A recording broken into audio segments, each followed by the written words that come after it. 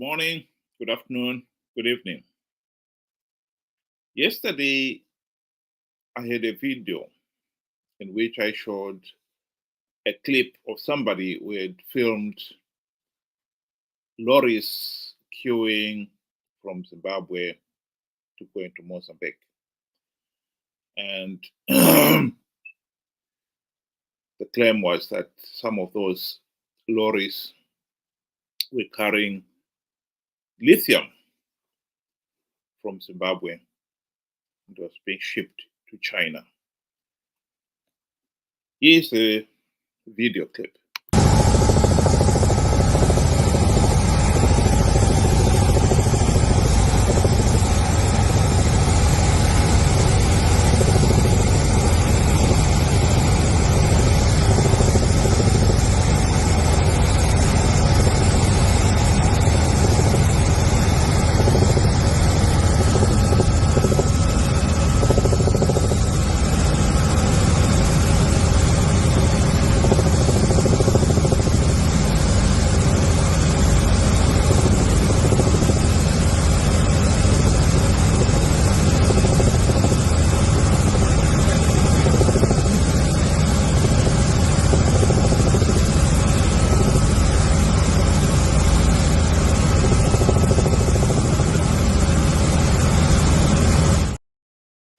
As you can see, it was a long queue, and the original video actually had 60 kilometers of lorries queuing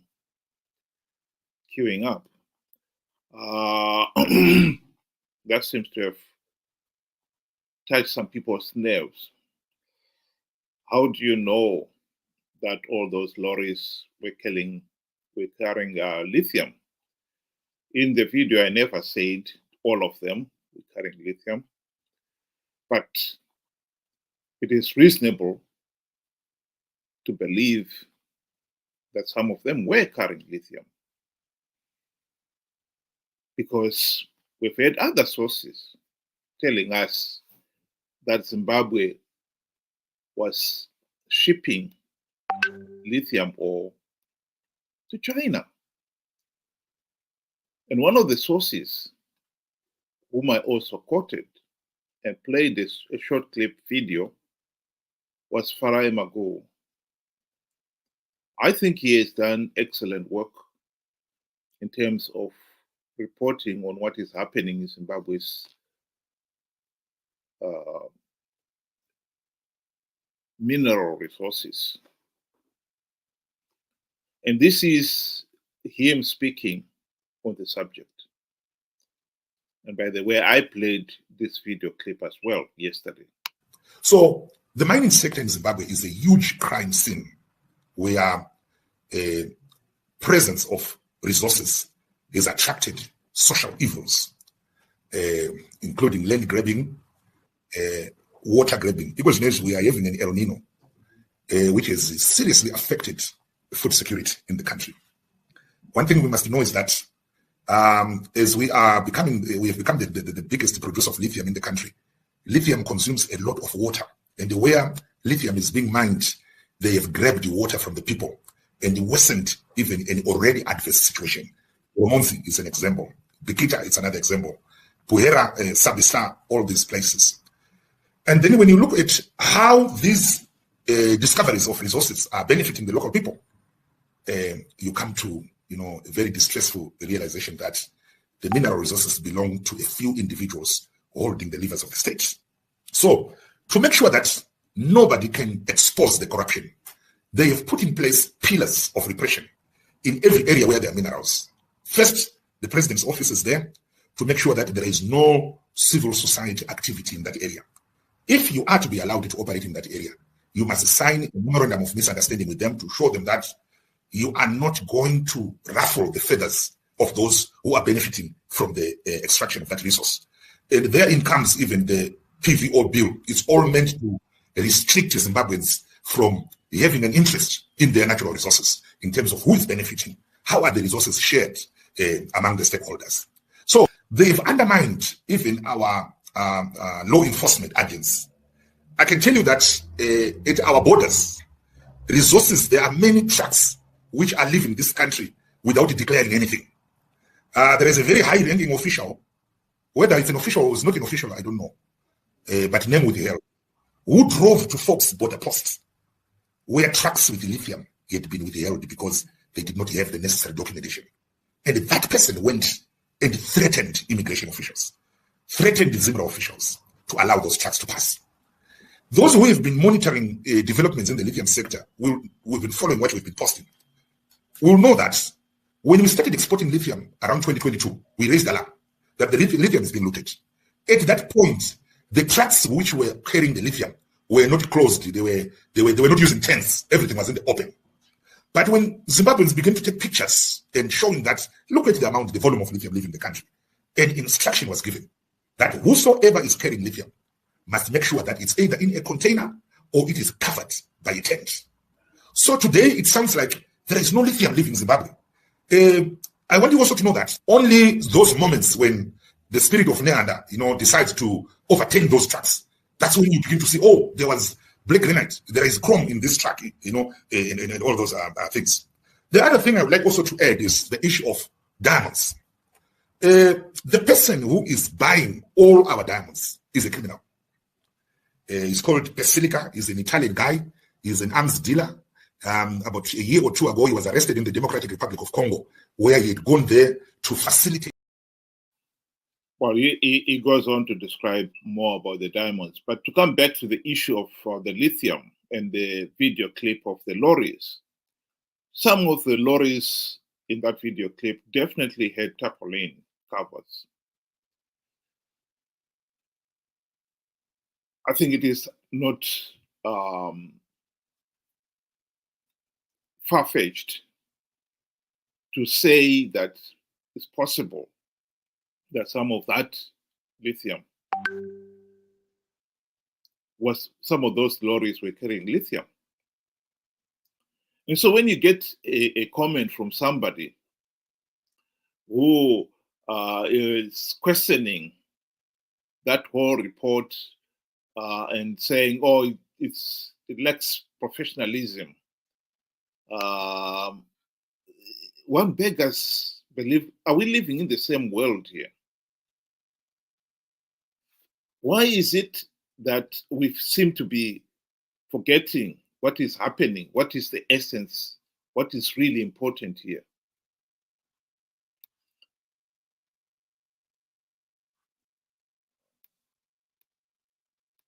That researchers, so-called researchers, are merely activists who can't comply to simple ethical principles and objectivity and professionalism. That's when you realize this is becoming serious. How is the researcher supposed to find out? And what is he supposed to find out if we know already that the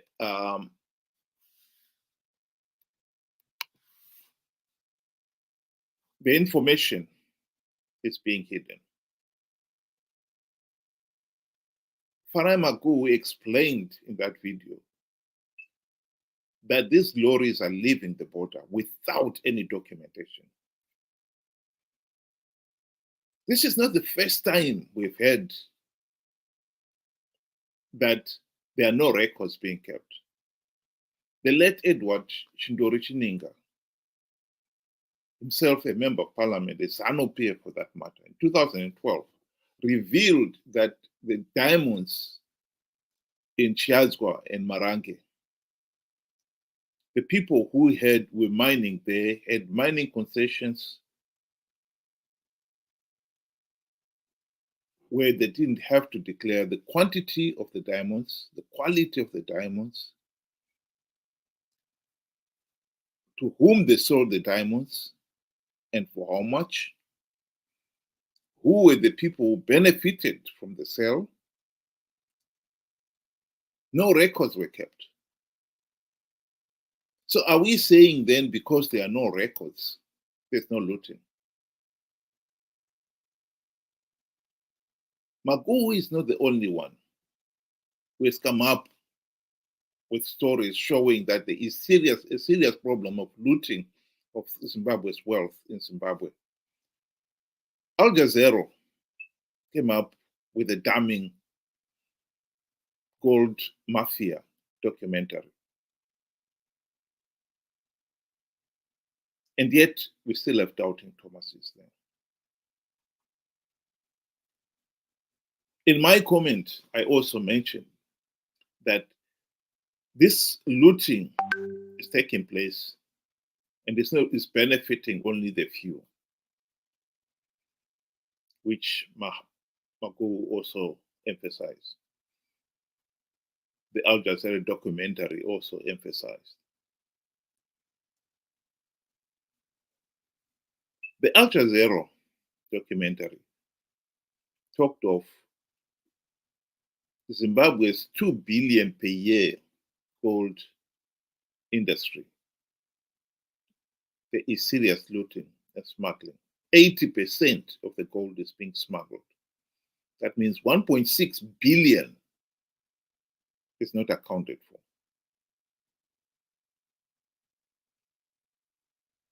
So the amount of money that is sloshing around because of this rampant corruption is unbelievable. 1.6 billion a year, and that is in gold alone.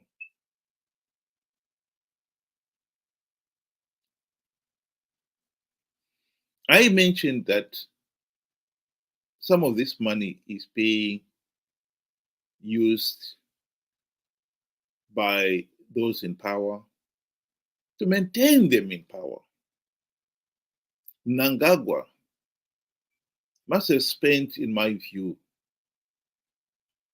US $5 billion in bribing people to win the 2023 elections. The election was only last year and was already in campaign mode already. He's campaigning for 2028. 2030, Mnangagwa will still be here. So he's already campaigning for 2028. And he's bribing all these groups, X, Y, Z for ED. If you can show that you have got a credible group and register yourself as XYZ for ED, you too will get the benefits of the system. How much money is being spent in these things? I thought it was 5 billion was a modest amount. Some people think, well, it may be 5 million. How do you know? ZANU-PF has never produced audited reports of its expenditure during my elections. So your guess is as good as mine.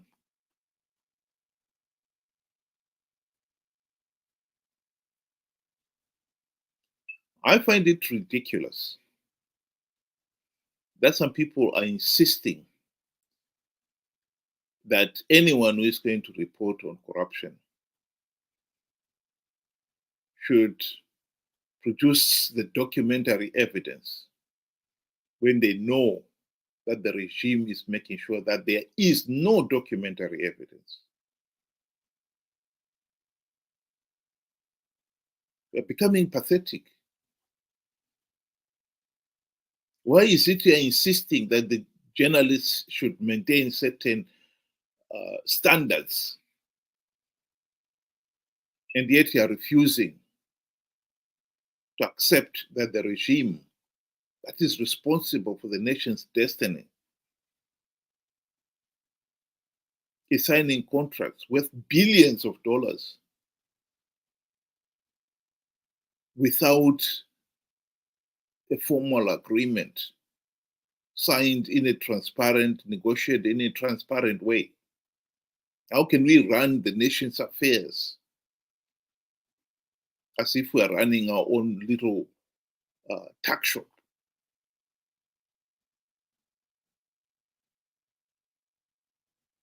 And there's some people who insist on higher standards for the journalists and the researchers, but are conveniently ignoring the reality of what the regime is doing.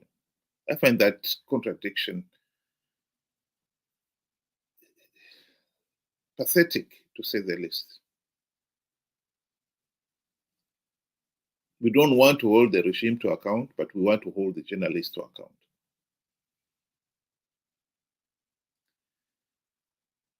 Well, people like that, I think, are the type of people who are the doubting Thomases of this world. No doubt they will insist that they would want to put their dirty finger, into the holes where the nails in the palm and the leg went through, to believe in Jesus.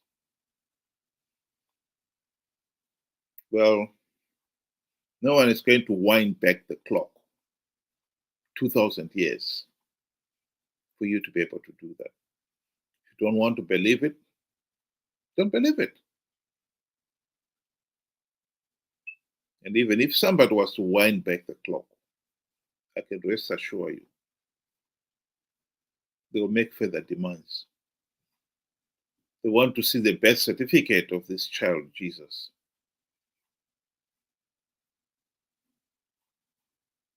They will want to speak to the midwife to confirm that the Virgin Mary was indeed a virgin when she had the baby. And most important of all, they will want the DNA to establish the parentage of the child, Jesus. Then they will believe. Nobody is forcing you to believe. If you don't want to believe, don't believe it. But let me tell you this. I have seen the potholes in Zimbabwe. I have seen with my own eyes how basic infrastructure has all but collapsed. Basic services, particularly in the rural areas, like education and healthcare, have collapsed. I have seen with my own eyes the millions of ordinary Zimbabweans living in abject poverty. I have also seen with my own eyes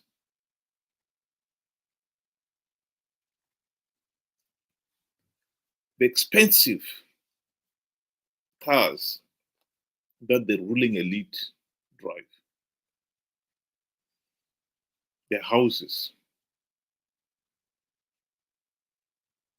And I have seen it with my own eyes.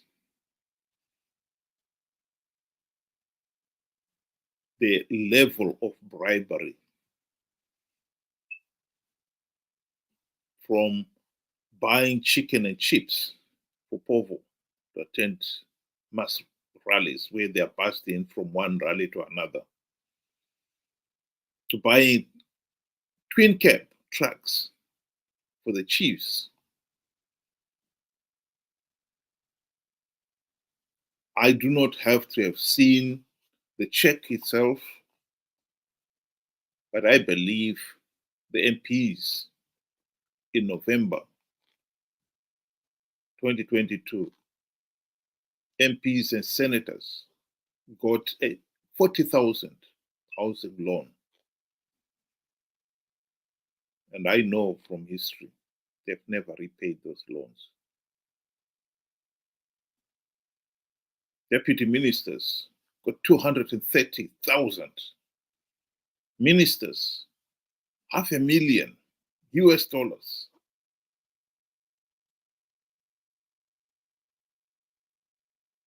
A few weeks before nomination last year, judges, all of them, got $400,000 housing loan. I believe if any of those judges were told that a list will be pinned on the notice board of all the judges who received the housing loans. I believe many of them would have refused to accept that loan. Of course, they knew it was a bribe. And I believe that there is rampant corruption in Zimbabwe. And I don't see why I have to apologize and have to wait to dig up V11s that do not exist to prove that there is rampant corruption in Zimbabwe.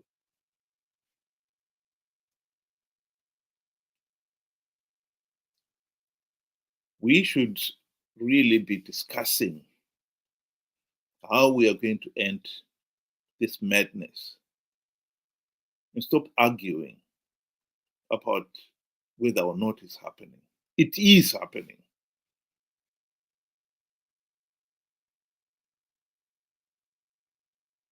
You decide for yourself. If you think it's not happening, then it's not happening. I believe it is happening. And that is the basis on which I make those comments. And I still maintain the position that most of those lorries that we saw in the video clip, as much as some of them were from other countries and carrying other stuff, I believe some of those lorries were carrying lithium. Because mountainsides have disappeared in Zimbabwe. They've been gushing big holes where the mining has taken place.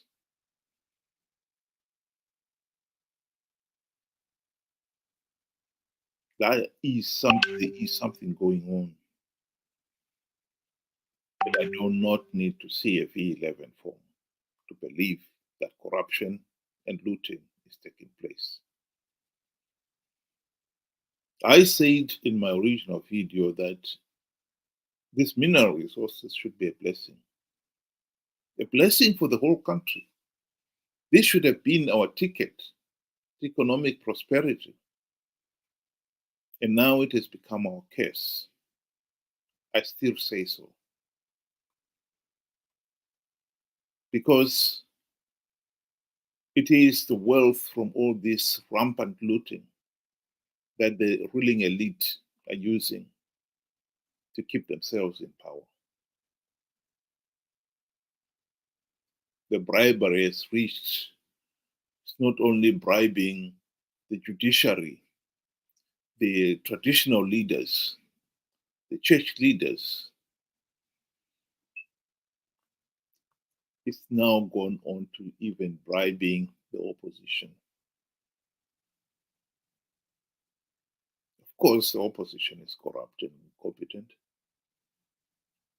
You do not have an opposition, you do not elect an opposition for 24 years, including 5 in the GNU, and they failed to implement even one token reform. You have to explain it. Why? They only have to look at what happened during the GNU itself.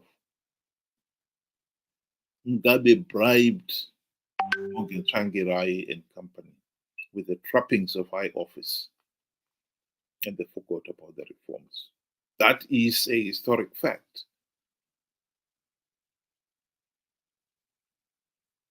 Why are we denying it? Why are we pretending it never happened?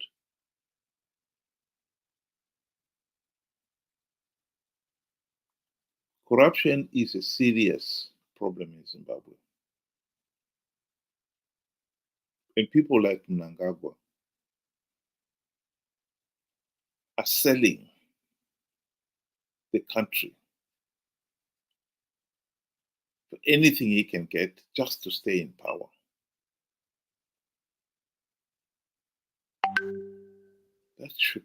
That cannot be right.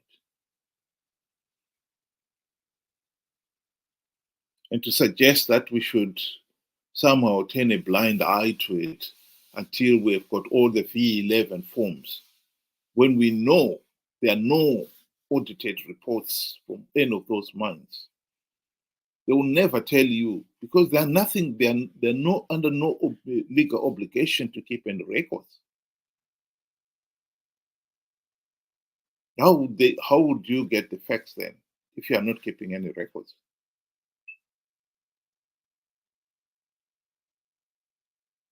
We should not be arguing about trivial issues. We should be arguing about substantive issues. I am not interested in producing or expecting people like Makugu to produce V11 forms that there is looting in Zimbabwe. I believe there is looting in Zimbabwe. You make up your own mind.